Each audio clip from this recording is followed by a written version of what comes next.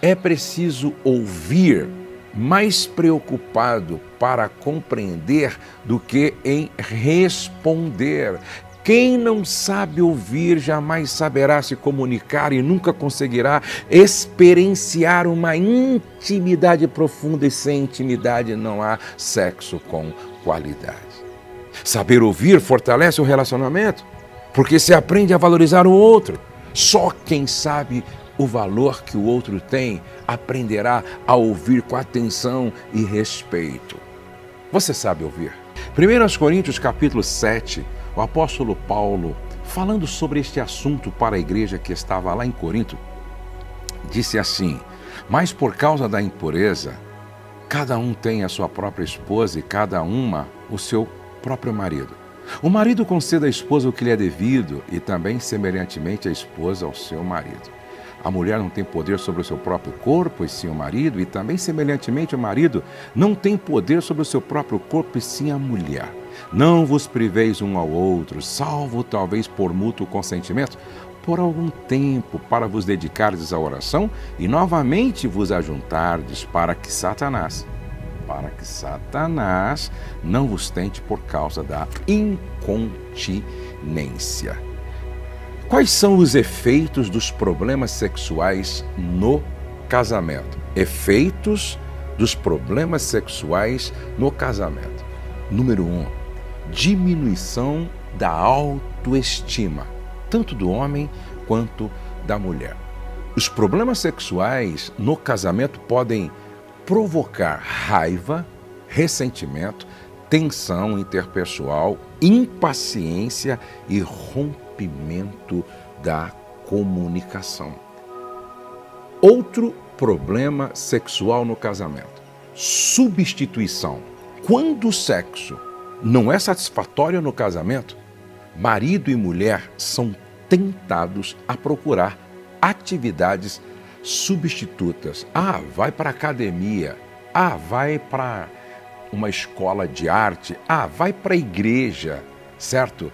Então começa a fazer outras coisas ligadas ao sexo, mas extraconjugal. Veja só, é muito perigoso quando o casal não presta atenção nos problemas sexuais no casamento, que é essa questão da substituição, por exemplo. Terceiro, deterioração do relacionamento. Na medida em que o sexo vai se tornando cada vez mais espaçado, diminuindo, há uma deterioração no relacionamento. Quando o sexo não é satisfatório no casamento, marido e mulher são tentados a procurar atividades substitutas. Agora, preste atenção. Quando é que o sexo fica prejudicado no casamento? Quando é que o sexo fica prejudicado no casamento? Quando o marido ou a mulher não vê o sexo como essencial para a saúde do casamento. Quando ele ou ela não acha que é importante, necessário, imprescindível. Deixa eu fazer algumas perguntas para você. Seus pais eram fisicamente amorosos um com o outro? A conversa sobre sexo era um tabu na sua casa? Sua mãe ou seu pai tiveram alguma conversa séria com você sobre sexualidade quando você entrou, por exemplo, na puberdade? Você se sentia à vontade para falar com a sua mãe ou seu pai sobre suas dúvidas sexuais? Seus pais às vezes discutiam por causa de sexo ou de comportamento sexual? Havia uma aura de vergonha ou de abertura em relação ao sexo? Agora, escute, por favor. Quem não vê o sexo como uma bênção de Deus, o pratica por obrigação. Um marido ou uma esposa que pratica o sexo apenas por obrigação não satisfaz o seu cônjuge. Quando é que o sexo fica prejudicado no casamento? Quando acaba o respeito entre o casal.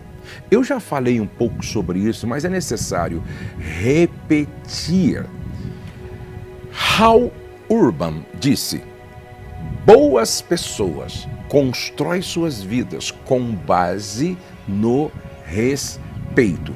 Boas pessoas constroem sua vida com base no respeito.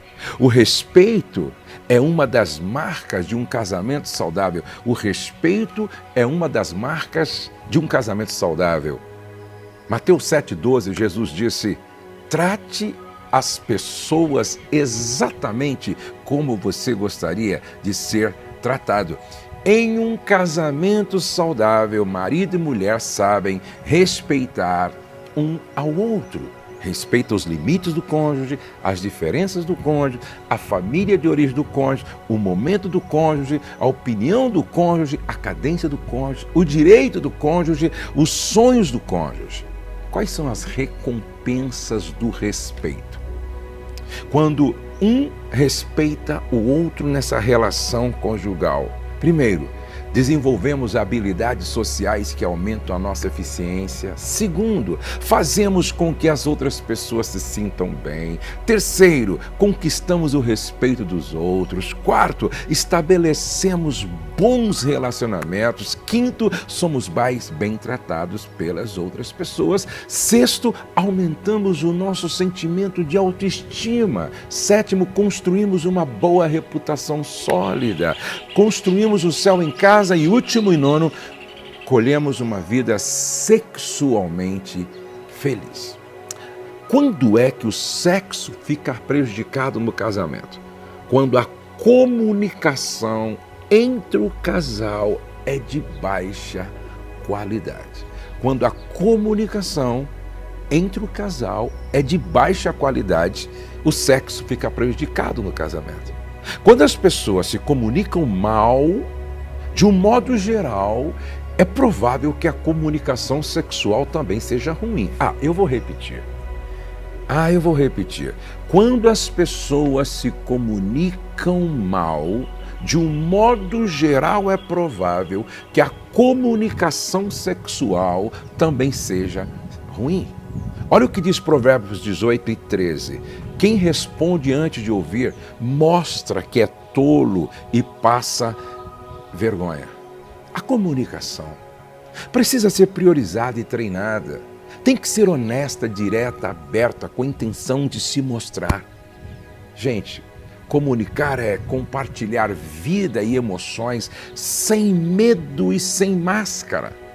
A comunicação flui sem barreiras quando se tem certeza do amor incondicional do outro. É preciso ouvir, mais preocupado para compreender do que em responder. Quem não sabe ouvir jamais saberá se comunicar e nunca conseguirá experienciar uma intimidade profunda, e sem intimidade não há sexo com qualidade. Saber ouvir fortalece o relacionamento, porque se aprende a valorizar o outro. Só quem sabe o valor que o outro tem aprenderá a ouvir com atenção e respeito. Você sabe ouvir? Ouvir quer dizer tentar entender os sentimentos do outro. Ouvir é prestar atenção ao que acontece. Ouvir é uma abertura ativa a quem está falando. Ouvir é filtrar aquilo que o outro está dizendo através do nosso estado emocional. 4 inimigos da boa comunicação. Lembre-se que a boa comunicação favorece o bom diálogo sexual. Quais são os 4 inimigos da boa comunicação? Ira, gritaria, mau humor e silêncio. São os 4 inimigos da boa comunicação. Ira, gritaria, mau humor e o silêncio. Então preste atenção, se você quer ter uma vida sexual abençoada, é necessário investir na boa comunicação. O diálogo sexual depende de como você dialoga verbalmente. Se durante o dia, entre o bom dia e o boa noite, houve grito, ira descontrolada, mau humor crônico, silêncio como uma forma de punir o outro, o sexo vai ser ruim ou nem vai acontecer. Então é necessário que a gente melhore o sistema de comunicação para melhorar a relação sexual. Lembre-se que eu disse logo no início que quem aprendeu a fazer amor não vai querer fazer mais apenas sexo. E quando é que eu faço amor? Quando eu me comunico com amor, quando eu dialogo com amor, quando eu ouço com amor, quando eu uso um tom de voz amoroso. Se a comunicação entre o casal é agressiva, se a comunicação entre o casal é uma comunicação ruim, ou se eles nem se comunicam, ou se há muita ira, gritaria, mau humor crônico, como se relacionar sexualmente? Como celebrar o amor através do sexo? Tem muita gente querendo viver uma vida sexual plena e abundante, mas fica 7 dias sem conversar, 3 dias sem conversar, e quando vai conversar, um agride o outro, um ofende o outro, parece 2 crianças. Não tem como ter uma vida sexual plena se os 2 não aprenderem a se comunicar. Então preste atenção. Resolver os problemas sexuais no casamento depende muito da maneira como marido e mulher se comunicam.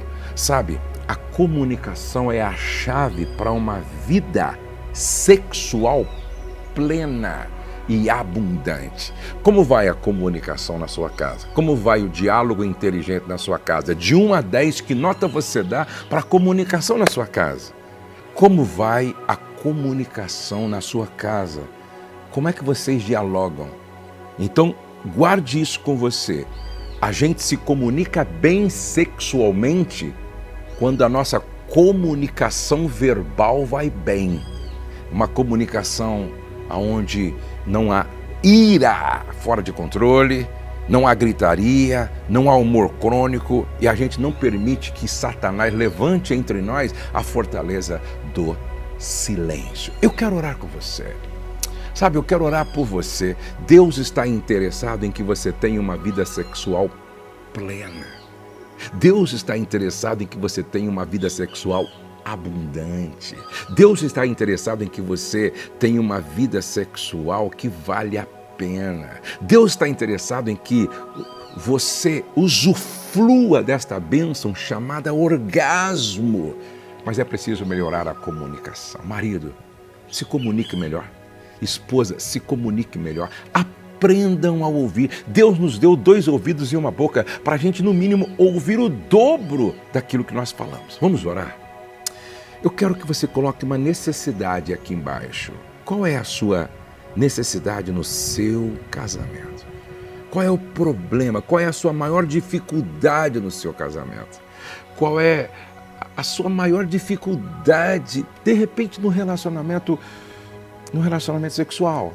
De repente você está com baixa autoestima, baixa autoimagem, baixo libido, preguiça sexual. Coloque isso diante de Deus agora. Coloque isso diante de Deus agora. Vamos orar. Sabe, gente, eu creio que depois dessa oração muita coisa vai mudar aí na sua casa. Eu creio. Escreve aqui embaixo qual é a sua necessidade. E vamos orar. Pai, louvado seja o teu nome por esse tempo tão maravilhoso, nesse lugar tão aprazível. Senhor, a tua bênção sobre este homem e esta mulher. Nós estamos falando, Pai, de um assunto tão importante para o casal, Senhor.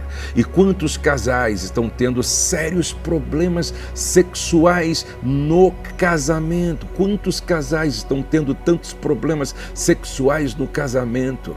E por causa disso, há muita raiva, ressentimento, tensão interpessoal, impaciência, rompimento da comunicação. Quantos casais, por causa da insatisfação sexual, estão sendo tentados a procurar atividades substitutas. Ah, Senhor, quantos casais, por causa da insatisfação sexual, estão, ó Deus, entrando por caminhos da imoralidade, da pornografia, da masturbação, da prostituição. Senhor, trabalha na vida de cada homem, de cada mulher, de cada casal. Gera temor pela Tua palavra, gera temor pela Tua palavra em todos nós. Pai, eu oro por esta mulher, por este homem, por este casal. Muda a maneira de ver, de pensar, que eles entendam que o diálogo inteligente é uma das chaves para se ter uma vida sexual plena, abundante e satisfatória. Eu abençoo este homem, eu abençoo esta mulher, eu abençoo esta casa, eu abençoo esta família. Senhor, aqui embaixo, muitos escreveram uma necessidade, uma dor. Ah, Senhor, Tu és poderoso para fazer além do que nós pedimos ou pensamos. No nome de Jesus, amém. Eu quero responder algumas perguntas agora. Perguntas que chegam para a gente, não é? Pastor Josué, sexo oral é pecado no casamento? Sexo oral é pecado entre marido e mulher? Eu quero ler um texto para você aqui, ó. Cantares de Salomão, capítulo 2, verso 3. Qual a macieira entre as árvores do bosque, tal é meu amado entre os jovens. Desejo muito a sua sombra, e debaixo dela me assento, e o seu fruto é doce ao meu paladar. Olha o que ela está dizendo. Desejo muito, olha só, desejo muito sentar à sua sombra, e debaixo dela me assento, não é? E o seu fruto é doce ao meu paladar. O que você entende com isso? Gente, o sexo oral não pode ser o fim, mas deve ser o meio que nos leva ao coito, ao sexo vaginal, como preparação para o coito, como carícias, nesse tempo que chamamos de platô, certo? Não há nenhum pecado, não há nenhum mal entre marido e esposa. Importante você entender. É interessante que aqui, ó, em Cantares capítulo 7, verso 2, o teu umbigo é taça redonda, aqui não falta bebida, o teu ventre é monte de trigo cercado de lírios. O teu umbigo é taça redonda. No original aqui não é taça, é órgão genital feminino, é vagina. Preste atenção, outro dia alguém me disse assim: Pastor Josué, é pecado porque o pênis e a vagina são sujos. Eu disse: irmão, sabe aonde é que tem maior concentração de bactérias? Isso, bactérias em você, na sua língua. A nossa língua, gente, é o lugar de maior concentração de bactérias. Até eu brinco com os casais. Então, lave bem, escova bem a língua para não contaminar os órgãos genitais, certo? Uma outra pergunta que com frequência chega: Pastor Josué, é pecado o casal se relacionar sexualmente quando a mulher está menstruada? Gente, no livro de Levíticos diz que quando a mulher estava menstruada, ela era impura. Só que com a vinda de Jesus, a lei cerimonial foi abrogada e ficou a lei moral. E por que Deus estabeleceu essas leis cerimoniais?